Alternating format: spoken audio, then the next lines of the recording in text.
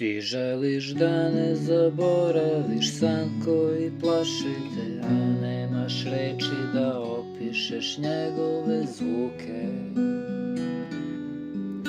A čuju se, nisu ko zemlje kad drhti na sekund pre smrti, ni vetar kad nosite kopalo lišće što truli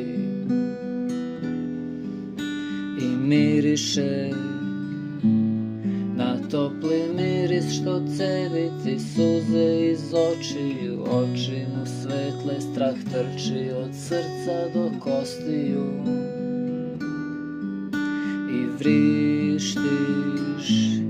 Crnje taj ogromni pas skače, napada, braniš se rukama, nema ti spasa, probudi se, oteraj svog đavola i sna.